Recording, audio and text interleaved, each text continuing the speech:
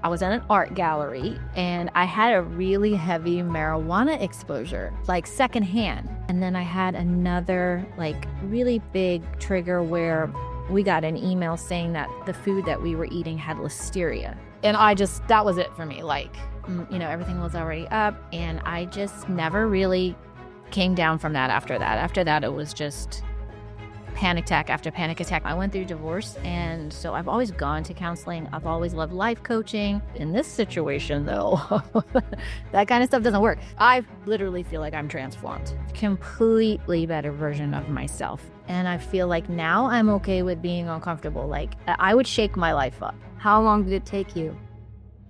It took me...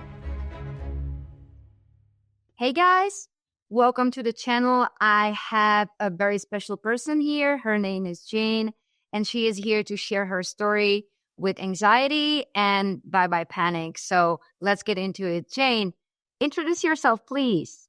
Hi, well, I'm Jane.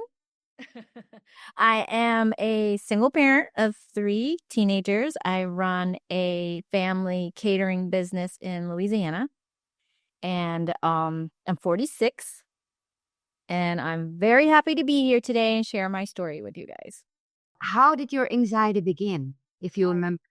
I would say mine was a stress threshold where it was just like a bunch of layers of things that built up that I wasn't aware of. So my house was under construction at the time.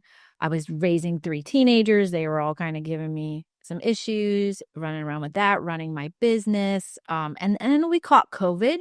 Like, all the kids got COVID. That was actually the first time my family had COVID. So we were really blessed to never get COVID. And then we all got COVID. And then we had another sickness. We had mono go through my house.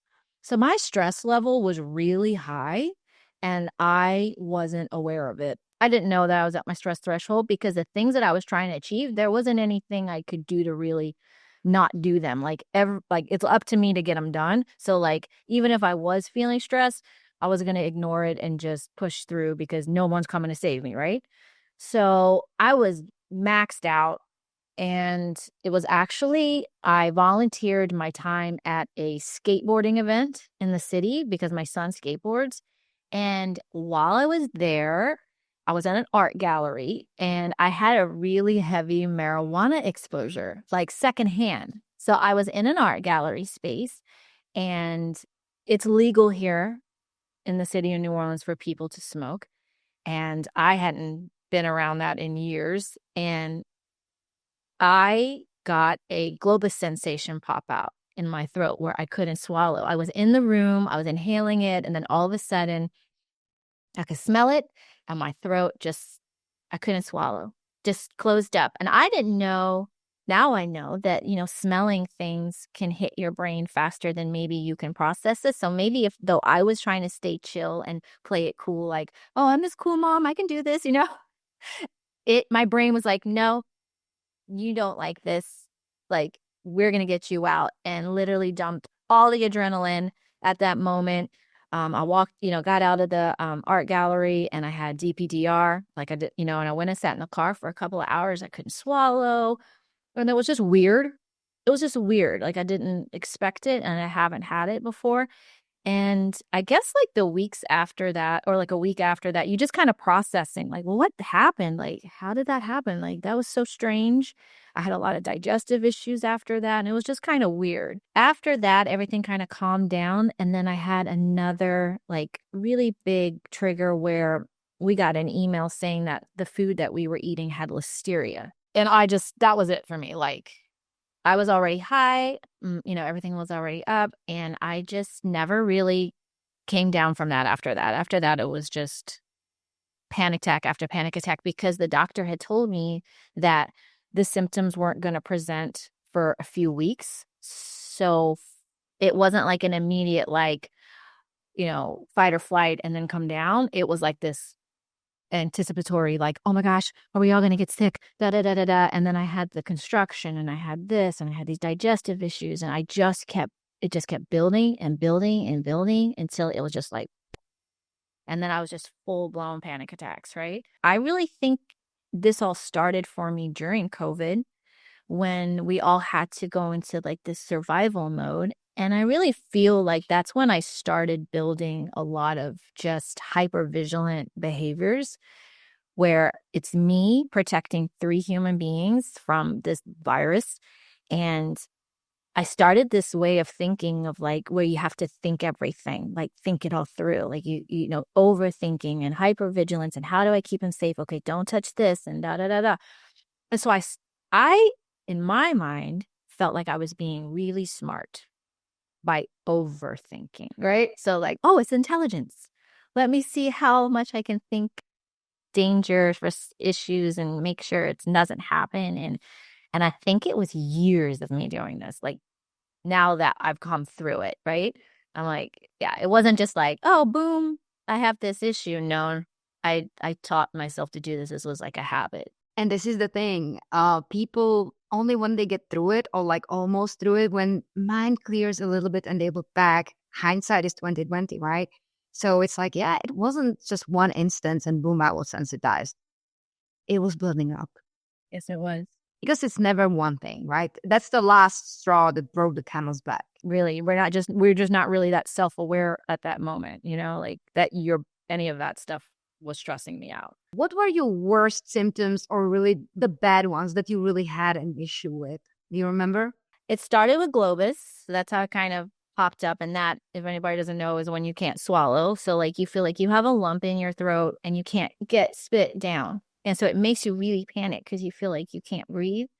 And so that one started first. And then it went, the digestive issues were terrible, acid reflux, all the way to my throat, like having to sleep with pillows. That one was terrible, and all kinds of digestive issues, all kinds of weird sensations. I lost 20 pounds like in maybe a month and a half. I couldn't sleep for probably 4 or 5 months because I had so much adrenaline in my body. I felt like somebody had flipped my adrenaline switch on and I just couldn't pull it back down. Like it was just pumping and pumping and pumping through my body. Panic attacks to the point where I was leaping out of bed, like literally jumping out of bed. Hot flashes all through my body where I just had heat rising and just feeling just constant heat in my torso, heart palpitations, morning anxiety from high cortisol. So the mornings felt terrible. You woke up just super hot and just anxious for no reason, nervous to drink your coffee because you were already weird. Intrusive thoughts. Frequent urination for me was really bad. Like it was so annoying. It was one of the most bothersome symptoms. It always happened at night after I had been panicking all day long. Then all that hormone would build up and then it had to release, but it would release all night while I was sleeping. So I was up every hour. I developed OCD where a lot of my, remember that? I know you helped me with a lot of that. A lot of my ways that I was, because I was a pastry chef, became so heightened. Hand washing became a really big deal for me, and cleanliness, and that was tough. Hypervigilance, I told you about that, where I was trying to think out everything. Ears ringing in my ears.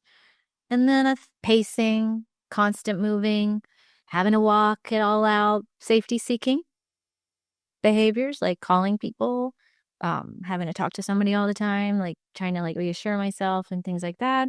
When it all started to come back down, low mood, that was a big one, right? You go over the hump and you come back down, and then you're like in this really weird, just low mood fatigue. And that one lasted a really long time. And that was just like where you're like, okay, I know this isn't me. This is really weird and strange, right? So those were my symptoms, which caused my life to really come to a halt. You have a family to take care of, so of course you didn't have the luxury, if I can call it like that, like luxury to stop everything. I had that luxury because when anxiety happened for me, I was working from home, so nobody really cared, right? Where am I? As long as I did my job. So I basically I did the bare minimum. Yes, yes, that's what When I say bare minimum, I literally mean bare minimum. I was here, I was working, I didn't wash myself for 4 days because I was scared to get in the shower that I'm gonna die or something. So I did only the things that I really had to do. So I would assume it was the same for you. It's just your musts look different than mine. right. before you found by panic, before you found Sean, are there any things you tried to fix your anxiety before? I've always loved counseling. I went through divorce, and so I've always gone to counseling. I've always loved life coaching. I'm really into that kind of stuff. In this situation, though, that kind of stuff doesn't work. So I did go to the doctor, let him know what happened, told him what my stomach issues were, followed up with a bunch of visits with a nurse practitioner, ended up going to two different psychiatrists, my Christian counselor, got all my blood work done, thyroid tests for UTIs, a holistic nutritionist almost every day. I spoke to a life coach, like my holistic nutritionist that I've known for a really long time. I read books, not Claire Weeks, but like another books. And I also was on medication for 2 months. And I was just curious, like an extra question that I'm gonna like squeeze in that's not really on the list because so many people are interested and many people think that, medication is the answer. And for many people it is. For many people it is. Sean just released like a medication course, and it can be at least help. But for some, actually it makes things worse. And you never know. It's like a mixed basket, right? Nobody really knows how it's gonna work with you. So I was about to ask how the medication triggered you. Because I'm a very natural person, I've never taken any medication in my whole life. Like I barely have ever taken Tylenol. Um, Always been really healthy, and it was very hard for me. So it added another layer to me having to recover. So it it's I love how Sean says if it's how you view it. If you view it like a safety net, right? It's not going to heal you. So it's just like a little safety net. Okay, I'm panicking. I don't understand what's going on. I'm not sleeping. I have to calm this down. My adrenaline is so high. My cortisol is so high. I understand that this is anxiety and I need a moment. And it helped me right then. So it's like, I was able to take it. I was able to calm down. I was able to calm down enough to learn for a little while. So as I was starting to go through the modules of the classroom modules, I was already too far like in the anxiety cycle. I was so hyperactive and I couldn't sleep. And so the medication allowed me to just kind of stop and kind of calm things down and get a grip on what was going on and kind of understand. And then it also gave me like 3 or 4 hours of sleep. So where before I had too much adrenaline asleep and cortisol, it kind of gave me a break for a little bit. That helped a little, but because I'm like a natural girl, there was no way I was going to rely on it. So where some people, I have a lot of people, a lot of friends, they're okay with taking medication and they're fine with that. But for me, I knew that was never going to be okay for me. I could never see myself in a life where I had to take a long-term anxiety med or a short-term anxiety med. I just didn't believe that was the way. Like, it just didn't feel right. Like, that can't be how we're created. Like, like there has to be a different way. And so for me, I had to educate myself out of this. And the medication helped me just kind of actually just sleep a little so that I could not fear not sleeping, right? As I learned to knock down every single one of these symptoms that I had and all the different ways anxiety presented in my body, from OCD to sleeplessness to, all these different things. At each layer I got to, it just kind of allowed me to kind of stay a little calm. So I used it for about 2 months. But if you have anxiety and you don't take medication, you're going to have medication anxiety. So it's going to give you another layer that you kind of have to work through. Like, oh my gosh, am I going to become addicted? Am I going to be able to get off of this? Is addiction going to grab me? Like, you hear all these stories. So it's like you want to help yourself and it's meant to help you, but you also kind of fear it too because you're in an anxiety cycle. You're going to fear it as well. And you're going to fear coming off of it and tapering and all those things. So it's just another layer you have to work through. Everything you're describing is something people experience across the board that are sensitized and are on or about to go on medication. So all of that, I agree. Anyway, you painted pretty nice picture of how it started and how it went. And so let's just jump, a little bit forward. And how are you doing right now compared to how you were before? I literally feel like I'm transformed. Like a completely better version of myself. I know Sean's program's awesome. I think Sean's dad actually healed me in his little family video when he was like, and I was so sensitized. So, like, when he was saying that this is a beautiful journey and it's nature's way of coming and healing you. And I listened to that and I was like, I believe him. I think that. So, I kind of had this mindset of allowing myself to be here. If I'm going to be this low, I'm going to do it, right? I'm going to do it all the way. So now after going through it all, I don't have any symptoms at all. I'm back to eating. I'm back to working out. I'm adding too much to my schedule again. Like I'm back to doing all the things, like the things I was before, but I'm way, way better because now um I don't have all that unproductive thinking in the way, like I used to do on all those little things that I had built up all over the years. Y'all taught us how to just alarm and move past them and refocus. Um I'm more willing to live again. Like, so where COVID kind of halted me and I had a lot of fear of just traveling, doing new things, going out to eat, changing jobs, moving, selling my house, like doing big things that I just didn't want to be uncomfortable. And I feel like now I'm okay with being uncomfortable. Like I would shake my life up.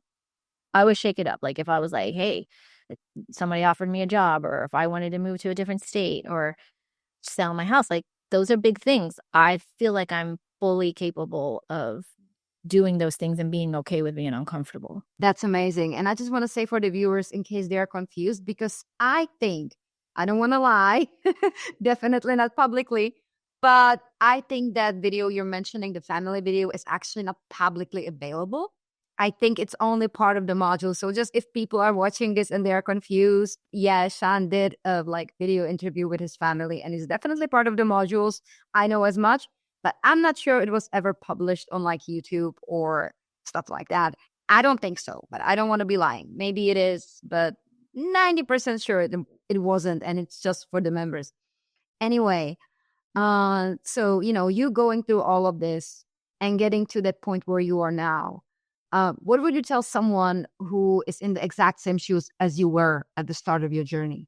I would probably honestly address it exactly the way you guys did. Like first, I think education is number one, and like just teaching them about their nervous system and that it's doing exactly what it's supposed to do, and don't be afraid of it, and there's a reason for this, and because that's really where it clicks for you. I would handle it exactly the way you guys handled everything with us. Like it was perfect. Like the whole experience was just a perfect shedding of everything. So yeah, I think just educating like, hey, this is natural. Don't it's okay, like don't fear it. Like, don't add a second fear to what you're feeling. Like just allow it to be there. And actually I've had plenty of people come to me with anxiety, like even my children, and you're able to just, I know I've shared with the group, like, going to the dentist and doing things. Now you're able to kind of say, oh no, it's supposed to happen, allow it to happen. If nothing's gonna happen to you, and then just let it go. And I have had girlfriends who, had procedures and had anxiety, and they call me and they ask me, and then they call me and say, oh, I didn't have anxiety this time after I talked to you. And I was like, cool, so education is the biggest thing. You don't control anything else. You don't control what happens in your life. You don't control the circumstances. You don't control the stressors, the triggers.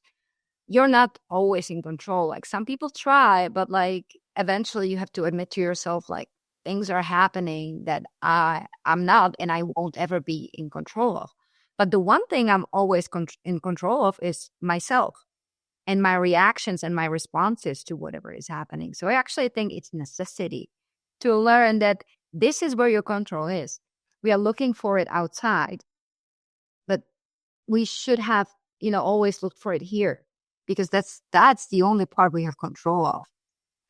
So true. And that's what I learned here was just you can't control life, no matter how much you overthink it, but you can control how you respond to it. And that is just major. It's major. And then how to respond to it, right? Yeah, which is bringing me to the next question, which I think kind of already I know the answer, but what is the most important thing anxiety and the recovery journey has taught you? Well, that, how to respond. And I love what I learned with y'all, which I didn't have these tools, right? I didn't have this set of tools that you guys teach us, which is like the if it happens, then I'll figure it out then. That was such a major thing for me. And it's like we have this over ability to try to figure things out. And it's like, okay, so you're confident that you can figure things out. Well, then you don't need to do it, right? Unless it happens, then we'll figure it out. And I must use that lesson all day. Like, I don't have to worry about it. I don't have to think about it. I don't use my brain energy for it. Any situation, if it happens in the moment, then I'll give it energy. But sitting there and ruminating on a thought all day is not where it's at. And so that is probably one of the biggest things. Just not having to figure it all out. The things that we learn with you guys and what we do when an issue comes up. Like, do we, how we handle it.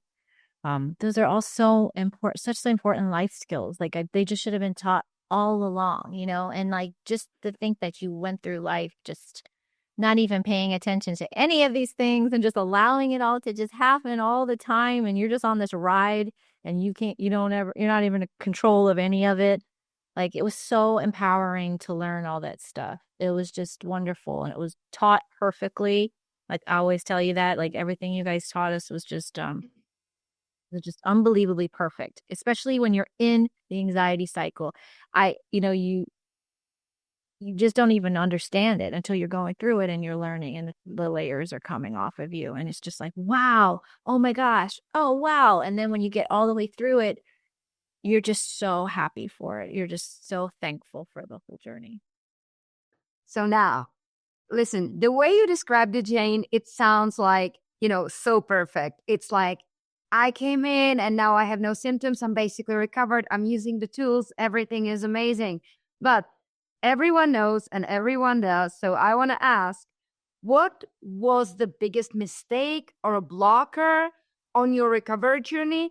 Be it in the program or maybe before that when you already kind of like found Sean or like found the approach and you were trying maybe on your own a little bit. And then when you found us, what was the biggest blocker? Where were you your biggest enemy? I think where we all trip up in the beginning is fearing the symptoms. So, and that is once you've gone through the cycle, you realize that was so not even it, right? So it's like the symptoms, not understanding stress responses in my body and then fearing the stress and then creating more fear and getting more scared. And that's where everybody starts here, right? So it's like if I would have known that digestive issues and heart palpitations and sleeplessness and every single symptom that I had was just my body protecting me because I've told it that there was a threat.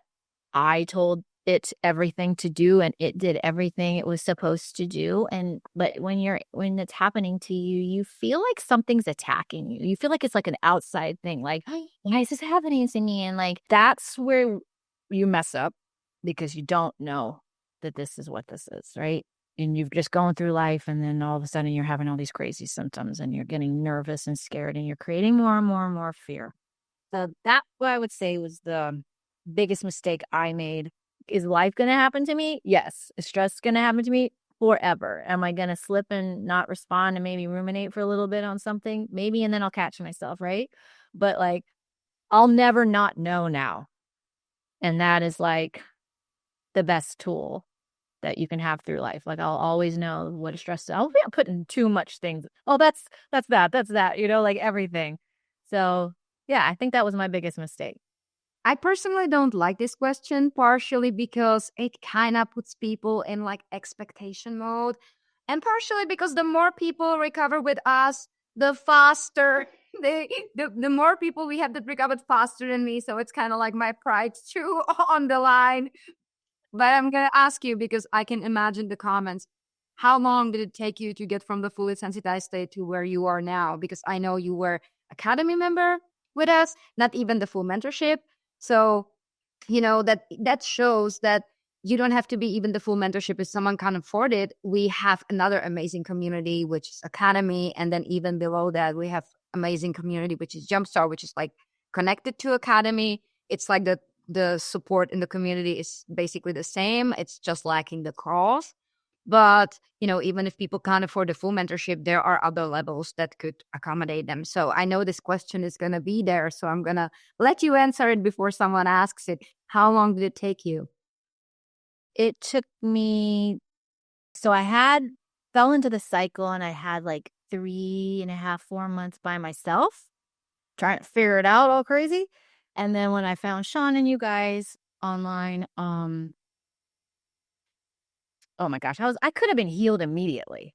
Honestly, like it wasn't really that long. Like as soon as I heard Sean's classroom modules, it resonated with me as absolute truth.